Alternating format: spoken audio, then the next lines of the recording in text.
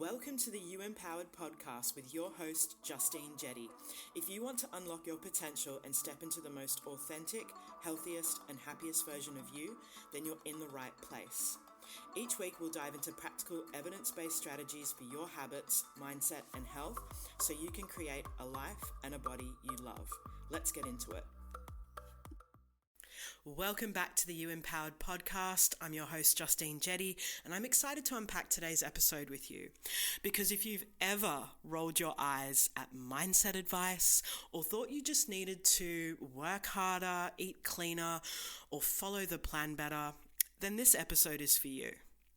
You're going to walk away with an evidence-based understanding of how your mindset and identity shape everything from your behaviors to your confidence and why transformation will not last without them. You'll also walk away with practical steps you can implement from today to start to build genuine confidence in yourself and your capabilities.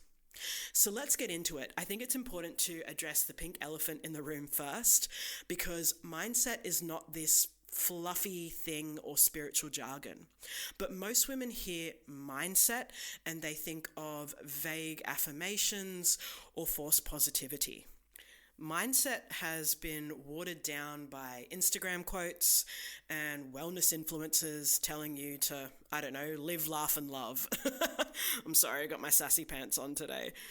The reason these things piss me off so much is they don't actually help you to understand yourself and how to shift the beliefs, the attitudes, the thought patterns that shape how you feel and how you act and what you believe you're capable of. Your mindset is the invisible operating system behind your behaviors, your habits, your self-image, and what you believe you are capable of. So then it should come as no surprise that dismissing your mindset or ignoring your mindset is ignoring the very system and foundation that will determine whether or not you achieve and keep your results long term. If you don't understand your mindset, you will keep trying to change your body without changing the beliefs and the behaviors that shape it. According to behavior change science, identity and habits are interlinked in a self-reinforcing loop, and this loop is called the habits identity loop. So the loop goes like this. Your identity shapes your thoughts and influences your thoughts. Your thoughts shape and influence your feelings. Your feelings shape and influence your actions. And your actions determine your results. And those results reinforce your identity. And I honestly think this is why so many people don't achieve their goals. It's not because they don't want the goal bad enough, or they're not disciplined enough, or don't have enough willpower. It's because they don't understand how they're holding themselves back. You could want to lose 20 kilos, but you're still telling yourself that you're not an exercise person and you're calling yourself an emotional eater. You could want to find the right partner, but you're telling yourself that you're a commitment phobe. You could want to build the business or excel in your career, but you're telling yourself that you're a fake and minimizing your skills and your achievements. Whatever it is that you believe about yourself, you will subconsciously act in ways that confirm that belief, because none of us can outperform our own self-image. And the research backs this up. True habit and behavior change is identity-based. So for example, you don't just try to run more, you actually end up becoming a runner. Neuroscience also shows that the brain prefers familiar patterns, even if those patterns are painful for you and don't serve you. And this is why self-sabotage can feel safer for you than creating healthier coping mechanisms. So you must interrupt the loop consciously with aligned actions and different self-talk. I really, really wish someone had taught me this back when I was in my yo-yo dieting era. I wish someone had taught me this and shown me this before I became a coach and launched my business. It would have saved me so much frustration, so much confusion, and so much time. I remember thinking to myself that once I lost the weight, then I'd finally feel confident in myself.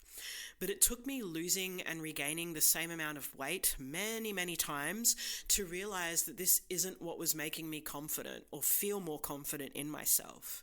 The more I put my worth in an external outcome, the less confident and fulfilled I felt. And this led me to one of the biggest shifts that I've had in my life, not just in my health and fitness journey. And it was shifting my focus from the external outcome to focusing on becoming the woman capable of achieving and maintaining that external outcome. Essentially, I was shifting from externally chasing the outcome to internally embodying it. And this deserves its own podcast, so I'm going to not go into that too much today. But studies show that chasing confidence through weight loss, aesthetics, or external markers only provides you with temporary boosts in your confidence. Real confidence comes from evidence that you can handle discomfort, you can make aligned decisions, and stay in integrity with yourself. You won't believe your way into confidence. You build true confidence through action, repetition, and self-trust, especially when it's hard. So I want to debunk the 4 main myths around mindset and confidence. And the first is something that I struggled with for many years. It's the myth that you need to feel confident before you act. Confidence is an input, it is not an output. So confidence is the result of the action, it is not the prerequisite for the action. And I see women get stuck in this myth so often. They will think that I need to feel this way before I act, rather than realizing that it's the action that makes them feel that way. The second myth that I want to debunk for you is thinking that confidence means loving how you look. But actually, true self-confidence is trusting and accepting yourself. You know your own strengths and weaknesses, you feel in control of your life, you set realistic goals, and you don't crumble under criticism or stress because you have resilience. The third myth that I want to debunk, and this is a mindset myth, is that mindset work is journaling or meditating. Now, I love journaling and meditating. Those can absolutely be supportive tools, but real mindset work is pattern interruption, it's identity rewiring, and it's nervous system regulation. And the last myth that I want to debunk is that motivation creates consistency. I know that when I was starting my health and fitness journey, I looked towards people that I deemed disciplined, and I assumed that they must have lived off of motivation 24/7. They ate it for breakfast, lunch, and dinner. But the research shows that habits and identity alignment is what actually creates consistency. Motivation is completely unreliable. It is not going to be the thing that gets you to your goals, and certainly is not going to be the thing that gets you to maintain them. Just this week, I've been to the gym 3 times this week. Do you know how many times I felt motivated to go to the gym? Literally none. So motivation does not create consistency for you. And if you take away one thing from this podcast episode, let it be this: your life will change when you understand that confidence is not about being admired. Now, I know that we all love to feel admired. We love getting compliments. Those are all nice things. But confidence is not about being admired. It is about being in alignment and integrity with yourself. So the last thing that I want to give you in today's episode is I'm going to give you 7 practical and evidence-based steps so that you can go away from this episode and start to build real confidence in your life. So the first step to start to build real confidence in your life is to set integrity-based goals. These goals focus on building self-respect and your reputation with yourself, not just outcomes. So a good example of this is showing up to train when you said you would. The second practical step you're going to take is to stack your small wins.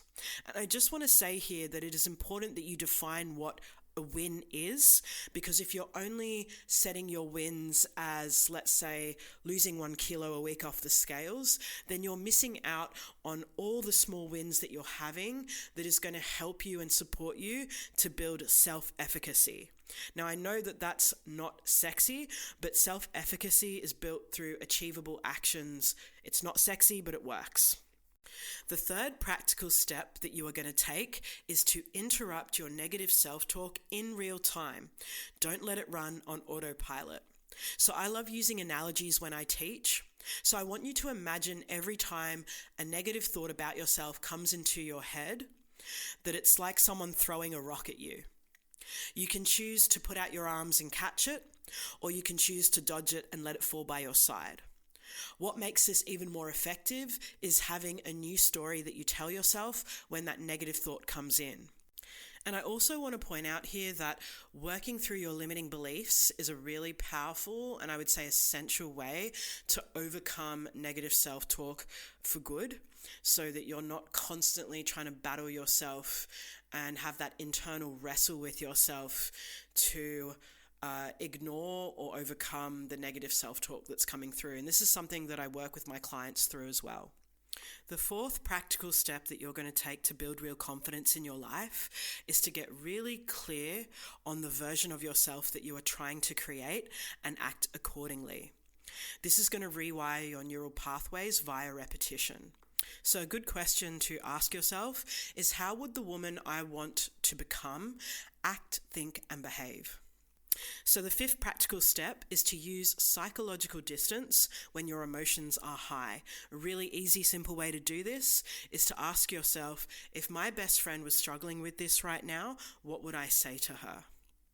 The next practical step that I want you to use is to focus on your process and not the identity label.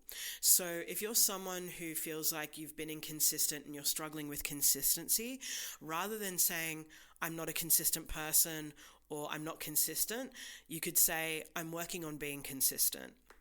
If you're someone who's struggling with emotional eating or binge eating, rather than saying I'm an emotional eater or I'm a binge eater, you could say I'm working on my eating habits and my relationship with food. So do you see how you're shifting your focus to the process rather than the identity label?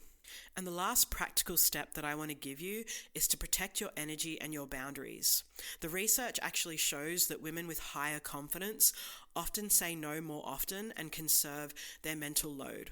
So a good question to ask yourself is, where is my energy leaking right now or isn't aligned? And where do I need to put boundaries in place?